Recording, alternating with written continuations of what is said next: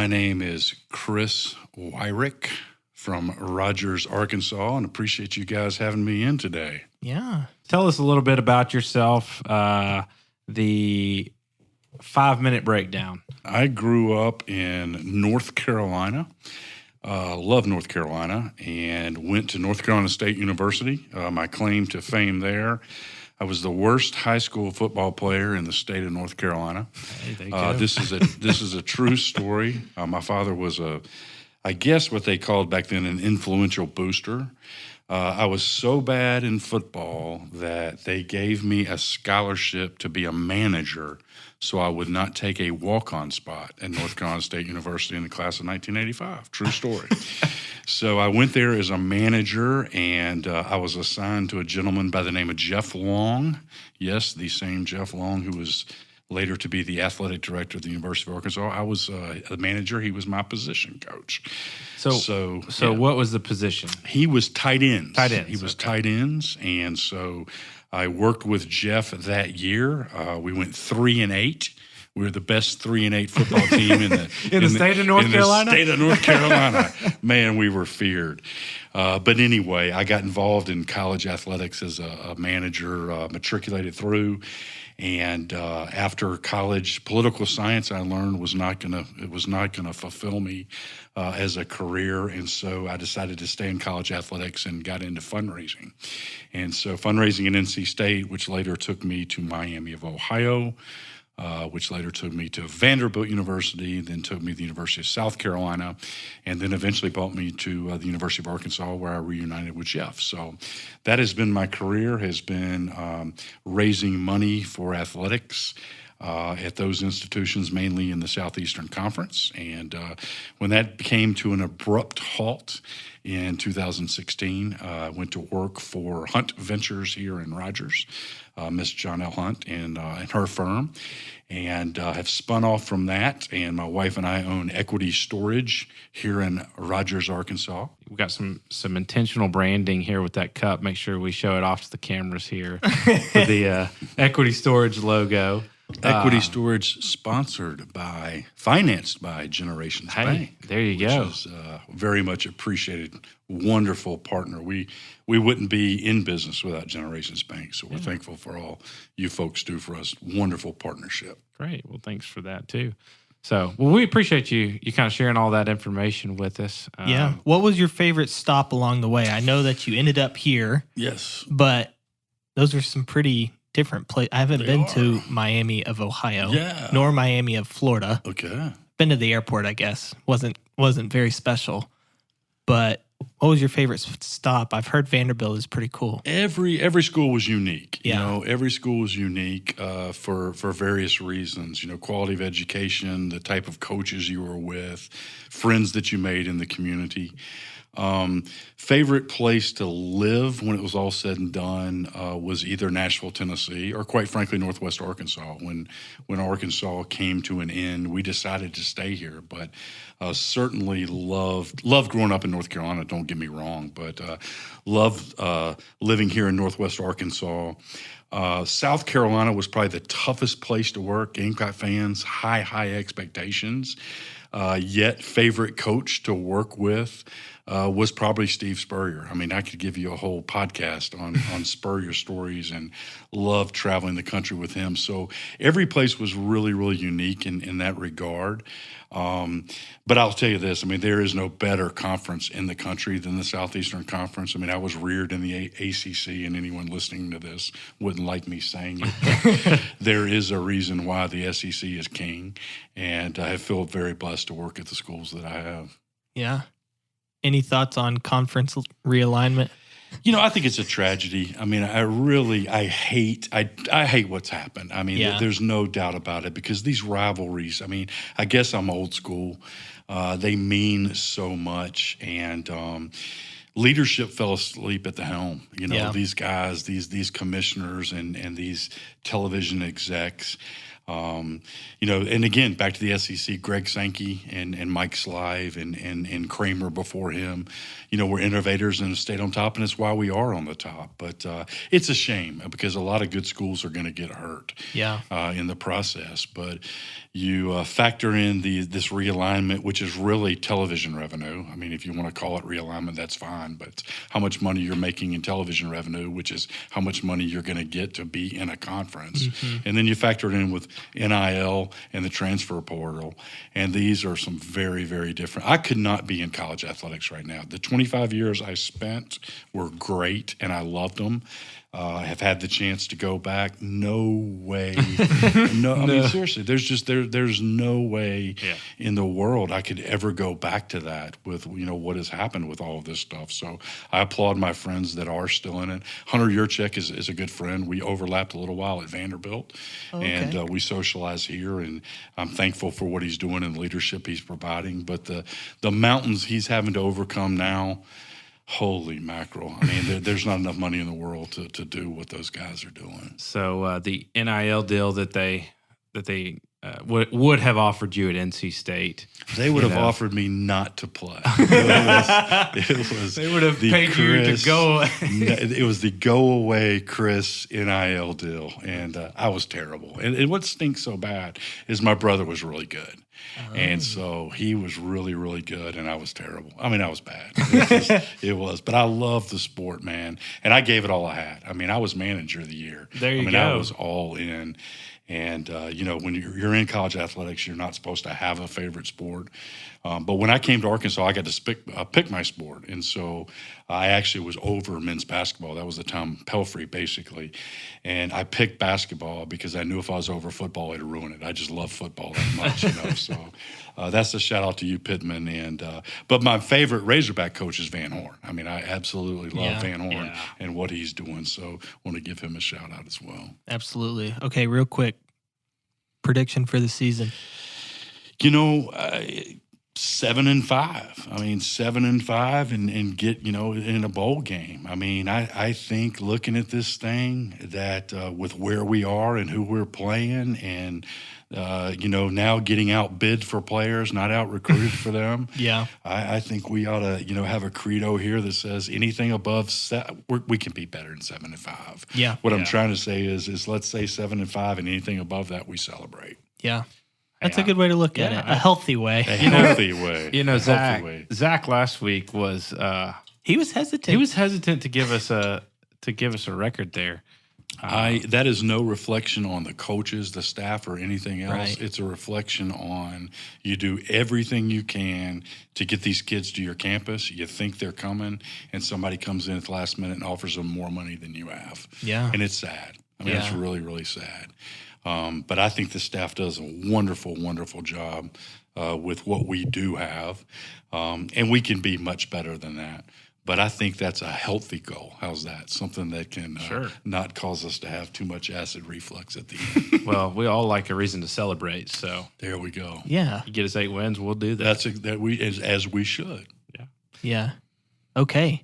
Well, thanks for joining us. Thanks for debriefing all of that. We're going to jump into continue our series on our generations. And you are probably the last generation we will interview. I don't know that we can find a silent generation to come on. Well, we can. They're probably out there, but my great grandma would come on, but it'd be a long episode. Yeah, it would be a long episode. Yeah, she's got a lot of things to talk about. She could tell some good stories. Yeah, absolutely. Yes.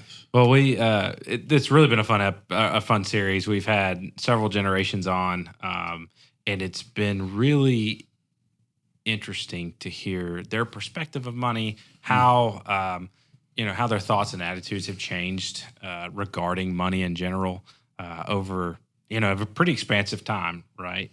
60, 70 years or so, and so we appreciate you hopping on and kind of filling what is the smallest gap for a generation. I believe it's 1965 to 1980. So it's really only 15 years. And so we appreciate you hopping on. And I think Luke's got some trivia that we want to start do. off our money discussions with. This is titled Gen X Trivia, and I don't know many of these, but we're just going to jump right into it. I'm going to ask both of you the questions, and I'll keep score. How about that? Oh, wow. Well, Winner gets What is a the water prize? bottle. I was gonna say, what's the prize? I'll Mountain Dew or something. I don't know. You like Mountain Dew? Well, I do now. Okay, here we go. Question number 1. Simon Le Bon is the lead singer for what band? And we can do multiple choice if need be. yeah, I think we're going to have to Multiple do choice? multiple Okay. choice. The Psychedelic Furs, Depeche Mode, or Duran Duran? I mean, no idea. Psychedelic Furs. I'm just going to go with that. That is just an awful question. Yeah, what kind Thanks. of trivia is this? I'm not going to reveal my source. Any guess? It's not what he said. The first one. You say the last one, Duran Yes, Duran? Yes, I did. It is Duran All right, Duran. woo! Nice job. Golly. I know that was tough. I'm gonna talk to my agent. I did not know that the trivia was part of the interview. Here. Okay, here we go. Which iconic singer did not appear on the charity single "We Are the World"? Oh, Do you know "We Are the World"? I do. Yeah. I'm talking about the first one, Max, not the one that came The out when original. we Not were the one kids. with Bieber. No. Okay. Who was not on "We Are the World"? Prince, Ray Charles, or Bob Dylan? Prince. Who do you think? I'll go Bob Dylan. It is Prince. Boom. Nice Boom. job. No hesitation on that Oh, one. No You knew that one. hesitation. Yeah. Okay. 2-0. He's smoking you. Okay. We got a little help on the first one, but we I don't want know. Psychedelic Furs. Okay. Which Is that a real band? I don't know. Which player was not a part of the Dream Team at the 1992 Summer Olympics? Daniel, don't answer. Okay. Who wasn't on the Dream Team? Larry Bird, Shaquille O'Neal, or Patrick Ewing? Shaq. Shaquille O'Neal. Shaquille O'Neal was not on the Dream Team. How can it be a dream team without Shaq? It makes no sense. Yeah, Yeah. The undream team. that's right. Okay. I've got one more. All right. But if it's 2-0 and only one more left, don't I win? Yeah, that's not. I mean, that just That again, is I was true. in athletics for a long time. Just saying. Well, I guess we're glad it's not a 100-yard sprint, right, Chris? Just saying. I'd like to win. Okay, here we go. In 1983, parents were literally fighting over what toy during the holiday season? Care Bears, Cabbage Patch Kids, or Rubik's Cubes? Ooh, I'm gonna say Rubik's cubes. You know what I'm going to do, because I am in athletics and I like to win, I'm going to say the same thing, because if I'm right, I win, and if I'm wrong, then it doesn't matter. I still Well, maintain this one's my worth margin. this one's worth 1,000 points. But if I say the same thing he did, I still maintain my margin. So I'm going Rubik's Cube. He's good. It was Cabbage Patch Whoa. Kids. Really? Wow. Yeah. I was thinking, when was the Tickle Me Elmo? See? See, I'm Gen Z. Yeah. Who's Elmo? Who's Elmo? Okay, there you Just go. kidding. I know. There you go. I know Elmo. Did you have Barney? Was Barney I had Barney. I was like Blue's Clues, Clifford. Hey, Luke, quit dragging your feet. Who won? You did, Mr. Wyrick. Wow. Congratulations. You get Some free background Mountain music Dew. there. Hey, maybe we should call up NC State and tell them they don't know what He's they're a winner. missing. Exactly. Academics. 1991 political science major. That's right. Wins the generation. Congratulations. So you may not have got a scholarship in football, but on the So proud. on the ACT side or So the proud. academic side, So proud. they definitely should reevaluate. So proud. Yeah. We kind of like to start these interviews with kind of your upbringing. Mm-hmm. So detailing a little bit of that, maybe starting in North Carolina and how your parents instilled some values in you as a kid. Yeah. Wonderful just huge smile to my face thinking of growing up. Unfortunately, lost both of my parents way too young, both to cancer. But wonderful mom and dad. Neither of them came from much. Both of them came from households where both of their parents worked. And so where both of my parents, were always fed, always had a roof over their head, very, very little disposable income. So I would say I came from a household where both of my parents were determined that my brother and myself would have more than they had. I would call us definitely middle class growing up, but probably middle class trying to live as upper middle class. We definitely lived beyond our means, and that caught up to us a couple times in life with some ebb and flows of my father's business. But definitely provided a wonderful foundation growing up of I was the first of probably, I was thinking about this riding over here, I think it was 14 or 15 grandchildren in the families to even go to college, to go to a 4-year college. So extremely blessed and very, very grateful for those times, but did not come from a lot. Both, ironically, working for Mrs. Hunt now, both of my grandfathers were truck drivers. Really? Oh, wow. Yeah, Wow. yeah. That's How about kind of that? interesting. Came Yeah. full circle a little Sure bit did. there. Sure did. Absolutely. Yeah. Do you remember how old were you when you had your first job? And what was it? Great. So the first job, so my father was in the milk. My father was in the milk and dairy and ice cream business, and the first job I remember was about in the 8th or 9th grade, and he was part of he sold his equipment to an ice cream place in Myrtle Beach, South Carolina called Painter's Ice Cream. And I would go down for the summers, and I would bootleg behind the counter at Painter's Ice Cream, dipping ice cream. And my prize was free ice cream. So that was probably 7th or 8th grade. But I always worked. I mean, that was something, that he instilled in me. I worked at a movie theater. I cleaned dishes at a Japanese restaurant. I did a lot of different stuff. I mean, having a job was always something he did instill in us because although he did give us an allowance if we wanted more, we had to work for it. And so I did. I worked in college. Again, not because I had to necessarily, but if we wanted more for the date or, I was in a fraternity, and if I wanted to do more than just the average fraternity, which I don't do anything average, then I was going to have to provide for that extra experience. So I worked at a tuxedo place, we didn't have, Uber back then, so I delivered pizzas for a summer. I mean, there was always something where earning money was something that was instilled in me. Yeah. And so you obviously have a brother and any other siblings in your family? No. So just the two of you? Cam is 6 years younger. So looking at my chart, he would fall into some different category than me, I guess. So, Understood. yes. Okay. So, so obviously it was important and kind of instilled in you, this work ethic, having a job, either maintaining a job, may not be the same job, Right. but maintaining some sort of job as you grew up, not only in sounds like maybe middle school and junior high, but all the way through college.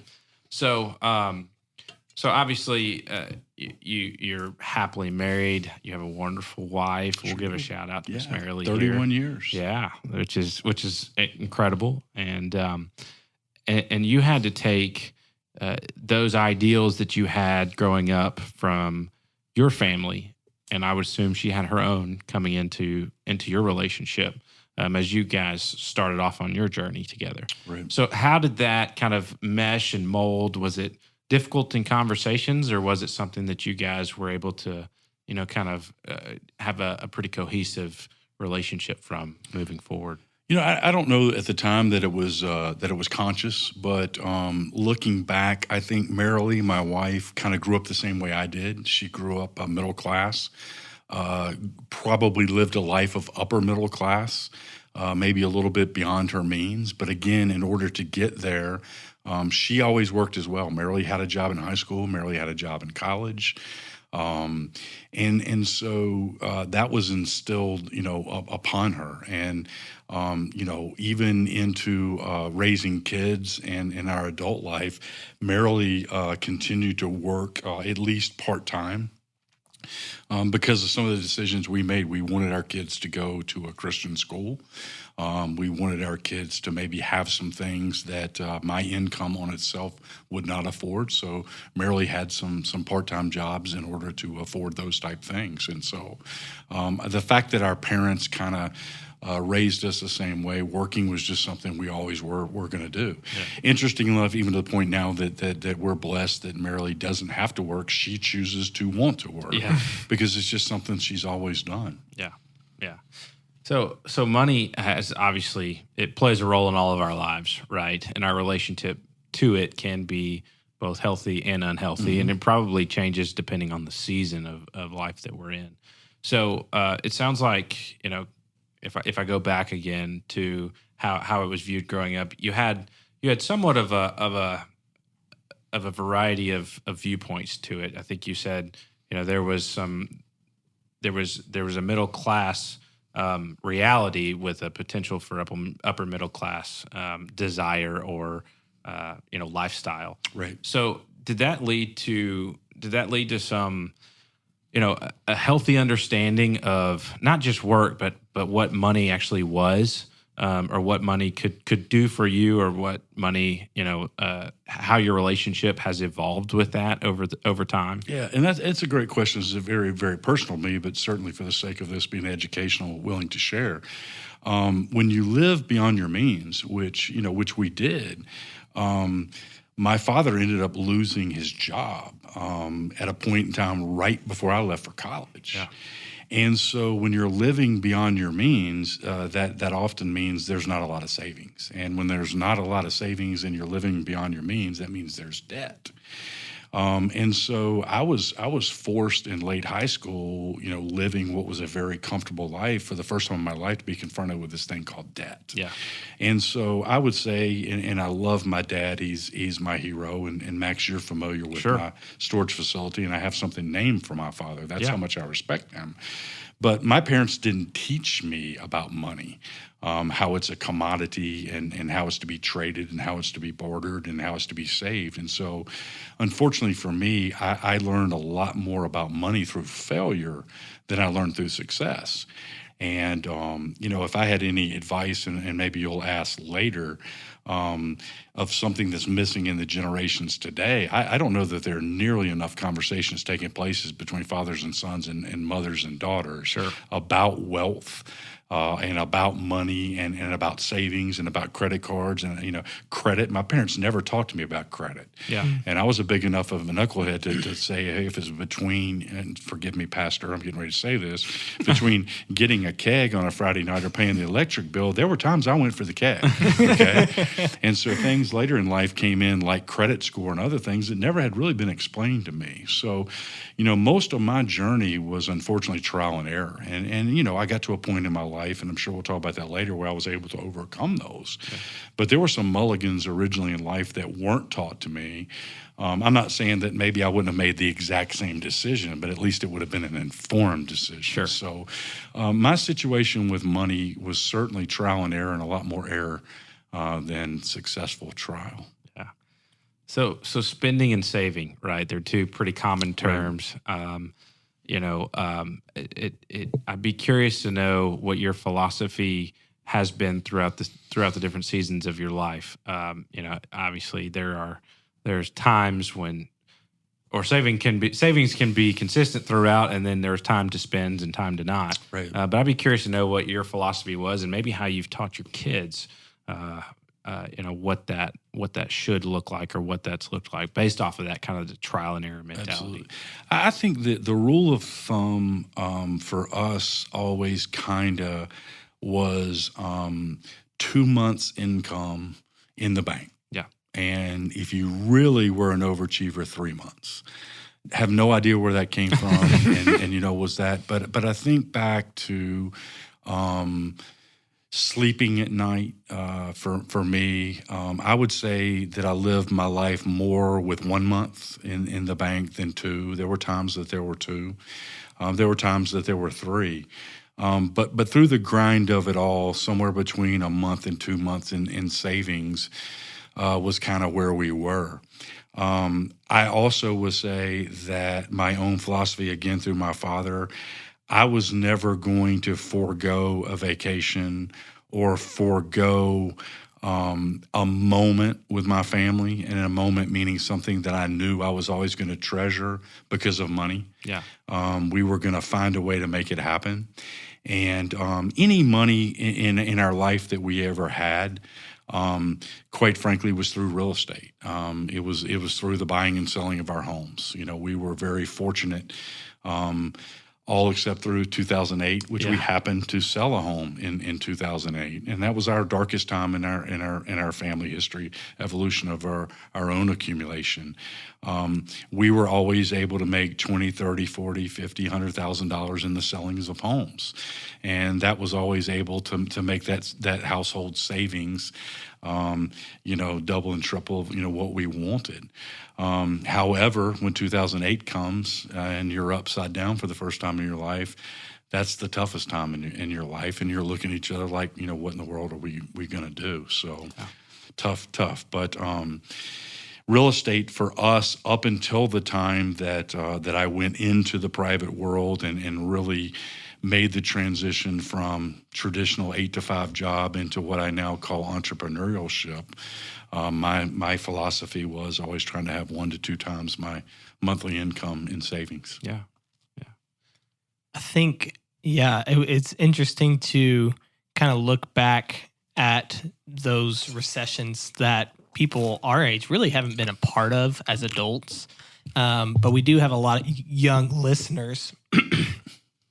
We really do have a lot of young listeners. So just any, maybe not regrets that you have, but any word of advice, whether it's, I know you already said, talked about saving, but any words that you would pass on to, people our age who are either entering the workforce, have been in the workforce for a couple years without really any trouble. I know financial times right now are strange and kind of eerie, you could say. But what if you had any other advice, just to give our listeners? What would you leave them with? Yeah, I kind of was thinking that you were going to ask that question, and I think there are probably three pieces, and maybe a little too heavy, but they're from the heart.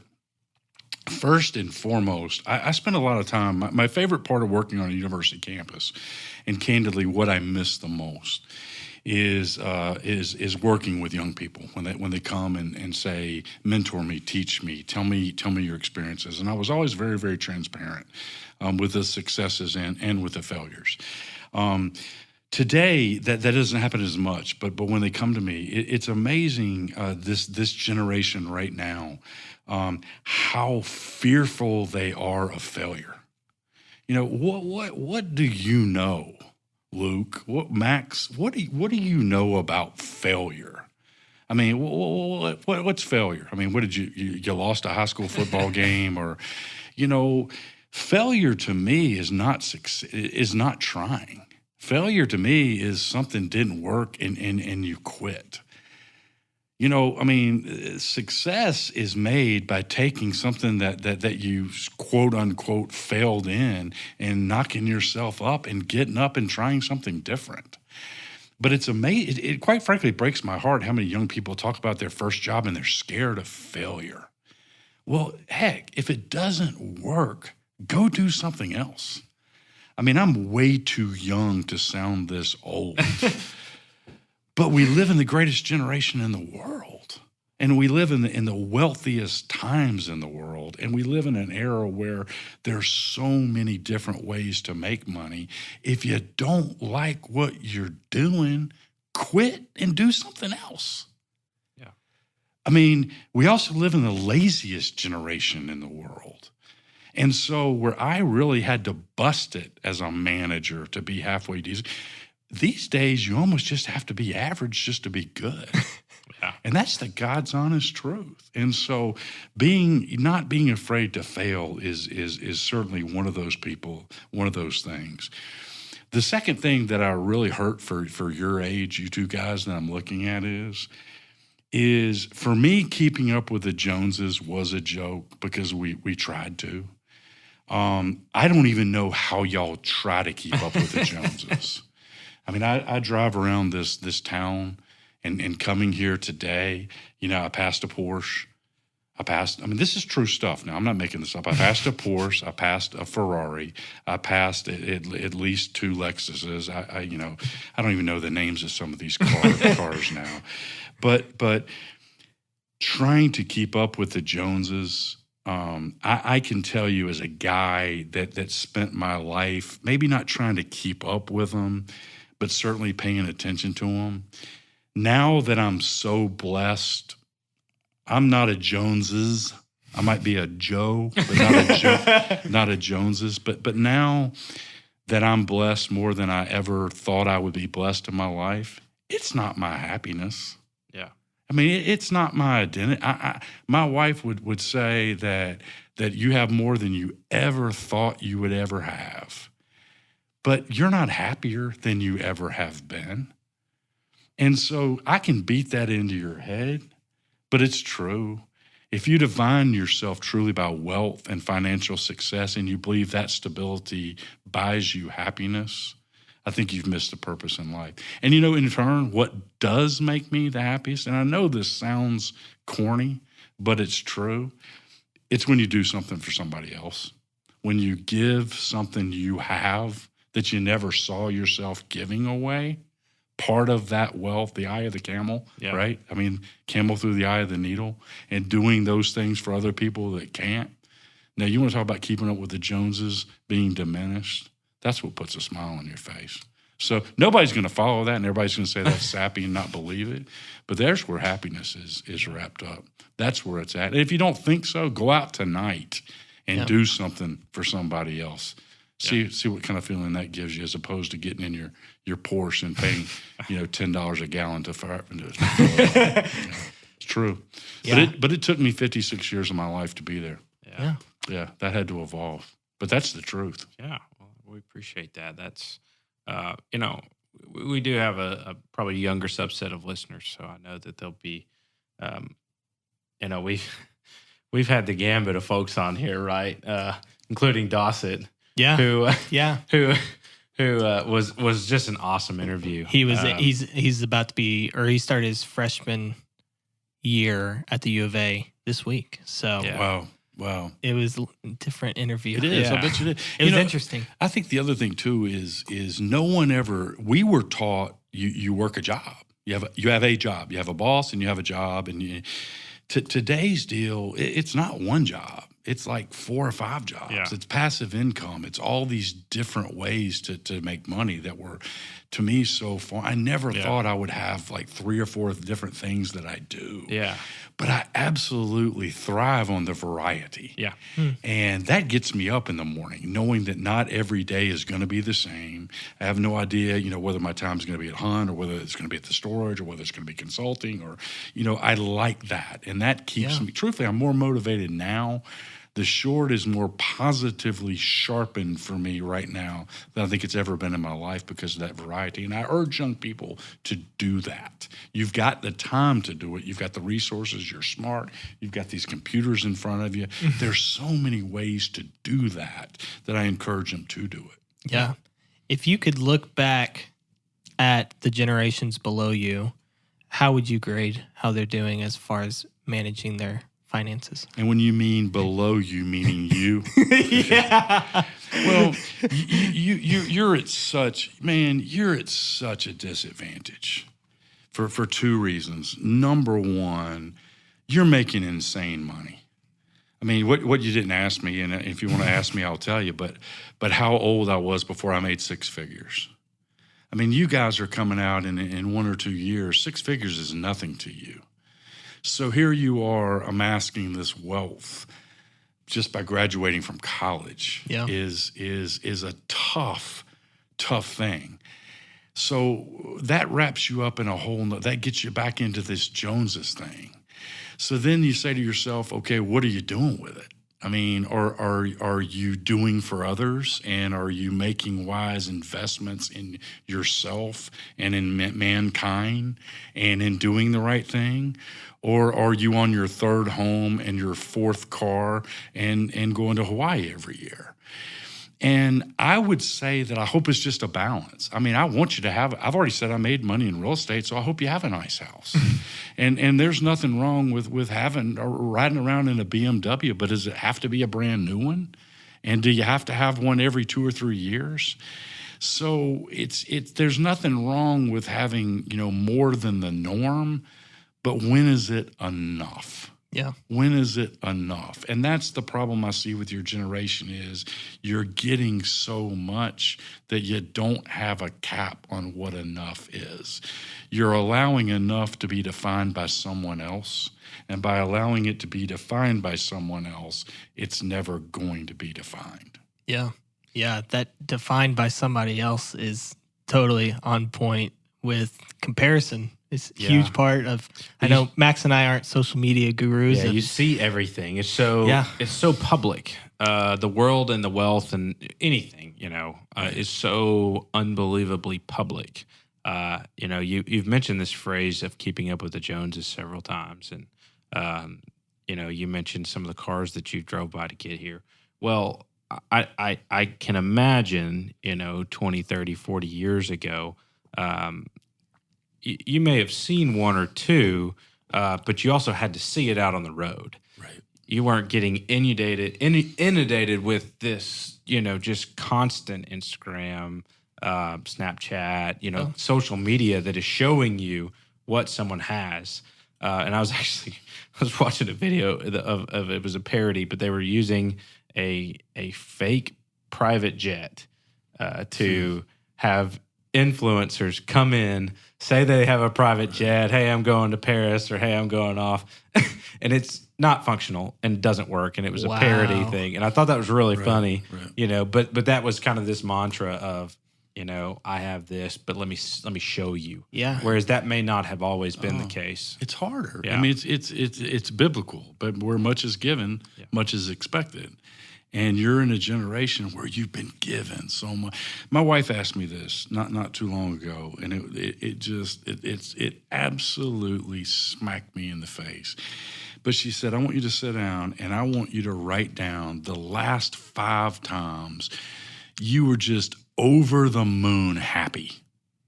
Like what happened that just like brought you chill bump with overflowing with happiness, gratefulness. I'm an hour into it. I'm talking about that moment of like I'm an hour into it. Now there's something wrong with that. Yeah. There's something wrong with that because 8 to 10 to 12 years ago, before there was social media and there was paying attention to all this stuff, man, you could reel that off in a heartbeat. So there's nothing wrong with having it as long as you appreciate it and you remember where it came from. Yeah. And you're passing it along to others. Yeah. And like I said, to me, my generation, the older I get, I'm finding that passing it along to others is what fills up that page with happiness. So I appreciate all of the comments. I think that they're very well grounded, and I want to kind of go back to something you said earlier. So you would say for the majority of your career, you've worked an 8 to 5 job. That is becoming less common. And you've even mentioned as far as that's less common for you now, right? There's kind of a multitude of income opportunities. So I'm curious to know your thoughts on both the transition from one job, one boss, 8 to 5, 40-hour weeks, just your regimen, as opposed to, maybe today's environment where it's, a little bit here, a little bit there, a little bit here, a little bit there, a lot less structured, right? Plus, where does that go from a so I think we've kind of seen a transition from working really, really hard, saving saving to experience life at a later date, to I want to work hard and experience life all at the same time. So those are two pretty weighty questions, but if you can kind of fill us in on your thoughts on that. Yeah, I think that, and I, obviously the listeners can't see this, but I'll show you there's a little depth behind the answer. The problem when COVID hit, let's just blame it on that, is throw work discipline out the because whether you're 8 to 5 and you've got a boss that you're reporting to and you're going to the office, or you're a sales rep and you're on your own anyway, self-discipline and production and, whatever you want to measure yourself by is out the window anyway, right? I mean, you're really going to dig into what is now going to be this whole new form of management. So for years, I have always been a list guy. And for years, I have always said, and been really, really faithful in this, and trying to put down, and this goes against scripture and goes against, this is almost self-idolatry by saying, okay, if I get these things done, I'm successful. But in my own way of measuring productivity, my own way of projecting productivity is to say, this is what I want to accomplish this week that I know of. And I'm writing it down, and I'm putting in it. It doesn't matter if it takes me 5 days, 7 days, or 4 days. I'm really going to try hard not to stop till I've checked those things off. And the reality to that list is there are going to be some weeks that list grows twofold. There are going to be some weeks that list doesn't ever get touched. But I've always felt by looking at that list, that kept me projecting forward. Also, by having that list, it always gave me the latitude of looking at it and saying, okay, my daughter has a soccer match tonight at 4. What on this list is more important than that soccer match? And you know what? Sometimes there were things on that list that were more important. And so I didn't go to the soccer match. But I found out 9 out of 10 times what was on that list was not as important as the soccer. So I ended up going to the soccer. So, not to be hypocritical, but you come to my office, and I will challenge you to ask me this. Since 2004, in my desk drawer, I will show you those lists. Wow. That's helped me. And that's when I've had very demanding bosses, Jeff Long, or the best bosses in the world, John L. Hunt. But it didn't matter what type of boss I had that kind of discipline kind of set for myself, and that really, really helped. Interesting. Mm-hmm. It was kind of my own. You're too young to remember Franklin Covey, but those were the books and the kind of the arrows that you drew of productions of the day. So yeah. I developed. I want to, and I may be off a year, but I believe it was 2004 that I kept keeping my list on that, and that really gave me that balance. That'd be a neat look back. So it's cool, and it really kind of tells you almost. You can take that and what I accomplished volunteer-wise and where I was as a dad. And, when I wasn't as focused on checking things off on that list, I think you'd find that as a person I was probably better. Sure. Yeah, as simplistic as it was, just a sheet of notebook paper. Well, that's a neat answer. That's really neat. It's true. Well, I will wrap this up in a question that you're going to be unaware of. So... I was told by a bystander at some point last week that you were seen wearing both a Buc-ee's hat and a Buc-ee's shirt at the same time, which is a lot of Buc-ee's going around. So, is this a new NIL deal that you've worked out with Buc-ee's? Are we just representing the greatest gas station on earth, or what? It's not a Buc-ee's within hundreds of miles from here. I know. So what? I need some context surrounding this. Keeping in mind that there is not a Buc-ee's in the fine state of Arkansas, I've taken it upon myself to be the personal ambassador for the brand, to let it be known that there is a lot of wonderful commercial real estate right here in Rogers, Arkansas. I happen to work for the greatest commercial real estate group, Sage, Cushman Wakefield, John L. Hunt. There's just no reason there's not one. Sure. The other thing you'll learn, we talked about wealth here today. The other thing we've learned is there are times in life to be cheap. And part of being cheap is sometimes you wear what people give you. That works for me. That works for me. Let me add this. As I've said before, I am, and I mean this sincerely, tremendously grateful for Generations Bank. Without Generations Bank, I would not have equity storage. Had I had a Generations Bank hat and T-shirt, I would gladly replace Buc-ee's. Well, understood. I feel like that we can make happen. But the double dip with the Buc-ee's needed to make an appearance. Little too much Buc-ee. Little too much Buc-ee.